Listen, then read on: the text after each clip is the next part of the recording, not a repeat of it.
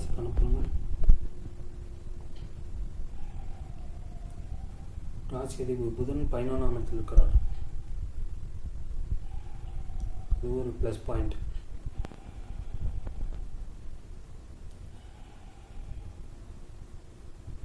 இங்கே எடுக்கிற செயல்களில் வெற்றி அடையும்.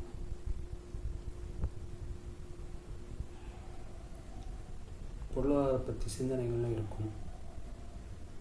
பொருளாதாரத்தில் உங்களுக்கு ஒரு ஏற்றம் இருக்கும்.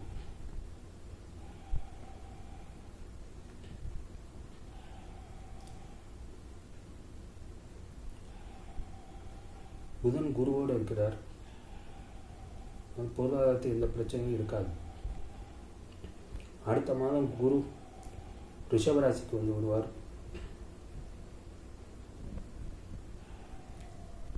உங்களுக்கு விரைய செலவுலாம் வரும். குரு 12ஆம் இடத்துக்கு இருந்த பிறகு உங்களுக்கு செலவெல்லாம் அதிகமாக இருக்கும். உங்களுக்கு திருமணம் இருந்தால் ஒய்ஃப் மூலமாக செலவு அதிகமாக இருக்கும்.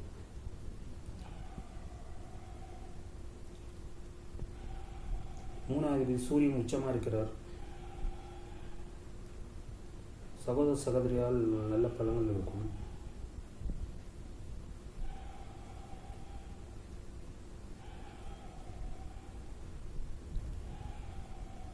தந்தை மூலம் ஒரு நல்ல பலன்கள் கிடைக்கும். தந்தையால் பொருளாதார உதவி கிடைக்கும்.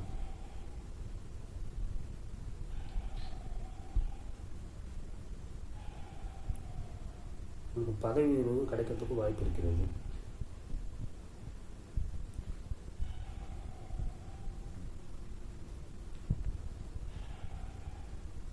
வீடியோ தொடர்களுக்கு ஒரு நல்ல ஏற்றம் இருக்கும்.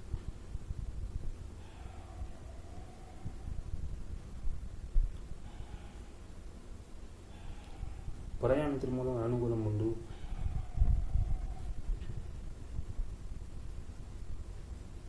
நாலாமத்துக்கு கேது இருக்கிறார்.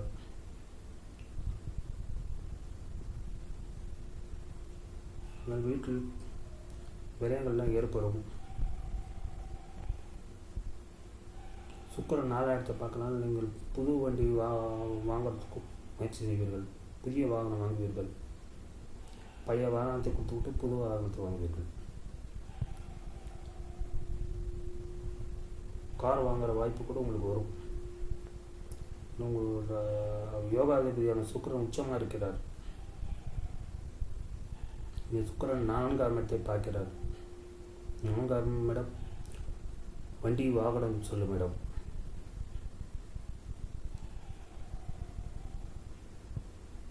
உங்கள் வசதியில் பெருகும்.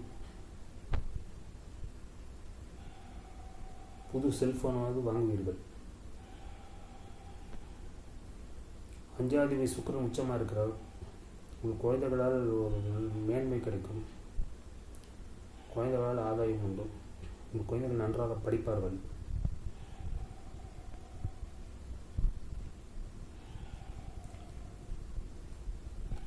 திருமணமாகாத மிதுன ராசிக்காரர்கள்லாம்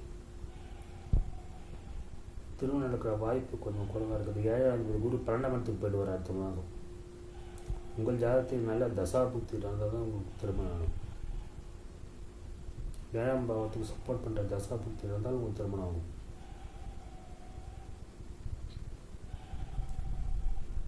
உங்கள் 6ஆம் இடத்துல ஒரு கிரகம் நின்று தசைய புக்தி நடத்தினால் தயவுசெய்து அந்த காலகட்டத்தில் திருமணம் செய்து கொள்ளாதீர்கள். 6ஆம் இடம் 7ஆம் இடத்துக்கு 12ஆம் இடம். 6ஆம் இடத்தில் நின்றுக்கின்ற கிரகம் கெடுதலை தான் செய்யும். அந்த தசாபுத்தியில் நீங்கள் திருமணம் செய்வதால் டைவர்ஸ் ஆகிறதுக்கே வாய்ப்பு இருக்கு. இந்த புத்தி முடிந்த பிறகு சாதகமான தசாபுத்தி வரும்போது திருமணம் செய்து கொள்ள வேண்டும். 6ஆம் இடத்தில் இருக்கின்ற கிரகத்தின் புத்தி முடிந்து விட வேண்டும். அதுக்கடுத்து சாதகமான புத்தி நடக்கும்போது திருமணம் செய்து கொள்ளலாம். 6ஆம் இடம் திருமணத்துக்கு எதிரான பாவம். திருமணத்தை நடத்தி விட்டு அப்புறம் கெடுத்து விட்டுவிடும். கொடுத்து விட்டு பிடுங்குற விஷயம்தான் நடக்கும்.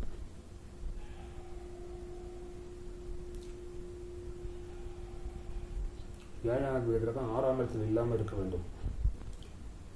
ஜாதகத்தில் நடக்கின்ற தசாபுத்திகள் 6ஆம் இடத்துக்கு இருக்கக்கூடாது. நடக்கிற தசாபுத்தி 6ஆம் இடத்தில் இல்லாமல் பார்த்துக்கொள்ள வேண்டும். 8ஆவது சனி 9ஆம் இடத்தில் இருக்கிறார்.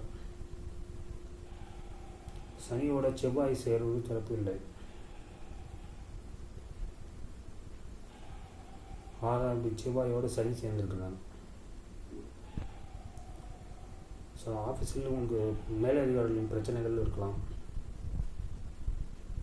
மேலதிகாரிகளிடம் விட்டு கொடுத்து செல்வதே நல்லது.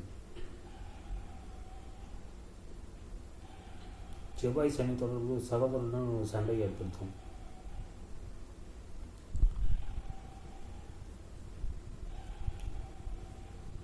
அஞ்சாம் இடத்து காலப்புருஷனுக்கு 5ஆம் இடத்தை பார்க்கணும். செவ்வாய் பூர்வீகத்தில் கொஞ்சம் எச்சரிக்கையாக இருக்க வேண்டும். பூர்வீகத்தில் செல்லும்போது பிரச்சனை வரும்.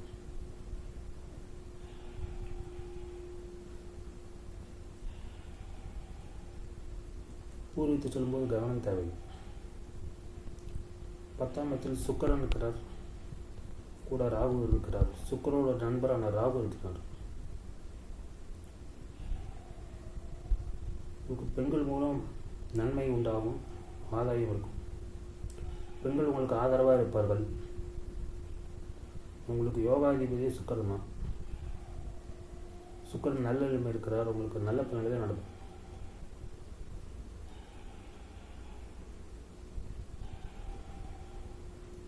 உங்கள் மனைவி மூலம் ஆதாயம் கிடைக்கும். பெண்களின் சப்போர்ட் உண்டு.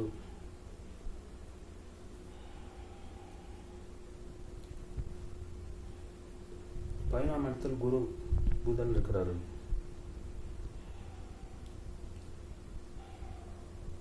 அதனால் உங்கள் பொருளாதாரத்தில் ஏற்றம் உண்டு. 5ஆவது சுக்கிரன் உச்சமாக இருக்கிறனால நீங்கள் ஷேரில் இன்வெஸ்ட் பண்ணால் கூட அதில் லாபம் வரும். உங்கள் ஜாதகத்தில் நல்ல தசாபக்தி நடந்தால் தான் ஷேர் மார்க்கெட் சம்பாதிக்க முடியும். மிதுன ராசிக்காரர்களுக்கு இந்த மாதம் நன்றாகவே இருக்கிறது.